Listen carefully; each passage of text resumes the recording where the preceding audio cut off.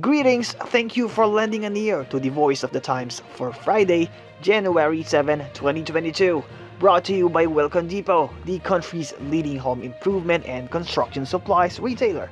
Shop conveniently 24/7 with Wilcon Online Store. Just go to shop.wilcon.com.ph. For today's editorial, Obiena's big leap for redemption. The announcement from the Philippine Athletics Track and Field Association or PATAFA that it has dropped pole vaulter EJ Obiena from the national training pool and will sue him for embezzling funds has made efforts at reconciliation even more difficult.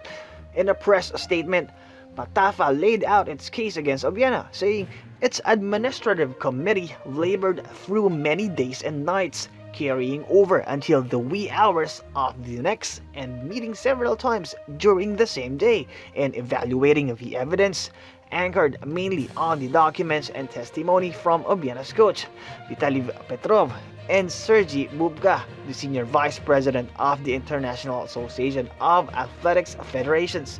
The case revolves around the more than 3.6 million pesos in financial assistance that the vaulter received from the Philippine Sports Commission in 2019 and 2020. Part of the money was meant to pay for Petrov's fee. The association said Obiena did not properly liquidate the amounts and accused him of arrogance and dishonesty. Aside from banishing Obiena from the training pool and suing him, the committee also recommended that Petrov be fired as his coach for conspiring to cover up the issue of the unliquidated funds. PATAFA's decision to throw the book at Obiena has triggered a backlash from fellow athletes, lawmakers, and netizens who strongly felt that someone who has done the country proud by making it to the world's pole vaulting A-list was being punished unjustly. The vitriol was aimed at PATAFA President Philip Ella Huico, who has already been declared persona non grata by the Philippine Olympic Committee for not adhering to the POC's aim of uplifting the level of performance of Filipino athletes in international competitions. Obiena had sought the POC's intervention, saying Huico maliciously accused him of squandering the state funds and treated him like a criminal without any prior investigation.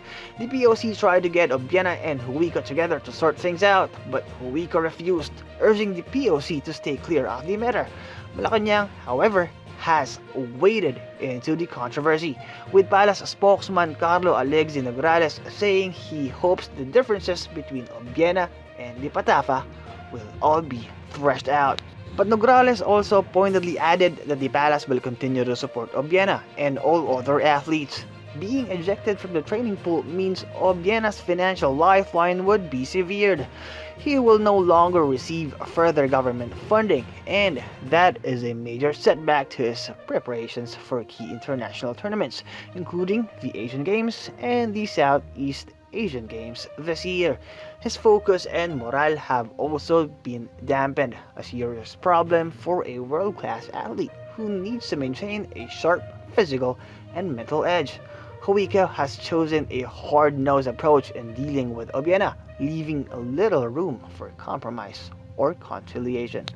POC President Abraham Tolentino believes some flexibility could have offered a salve to heal festering wounds. Tolentino said the liquidation problem would not have escalated if Huico had been more lenient. Other sports associations face similar liquidation issues, but they managed to resolve them without raising a fuss, he said. Obiena eventually settled his dues with Petrov, a fact which the coach acknowledged and reported to PATAFA. The fiasco should have ended there, but Huico decided to press on and turn on Petrov as well. The move to cut off government support for Obiena could backfire on Huico. Tolentino says the POC is ready to look for other funding to bankroll Obiena. In the past, private corporations have readily adopted individual athletes and teams that have shown on the international stage. We are certain Obiena wouldn't have a hard time attracting private sponsors.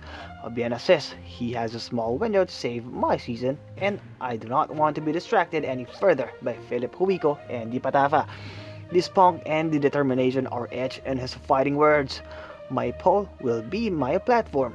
My every jump is my defense to everything that is wrong with the sport, and an affirmation that the Filipino is tough, enduring, loyal, and will stand up for what is right and true. And that's the editorial for Friday, January 7, 2022. For more news and information, get a copy of the Manila Times on print, subscribe to its digital edition, or log on to www.manilatimes.net. Follow us on Twitter, Facebook, or Instagram, and listen to the voice of the Times.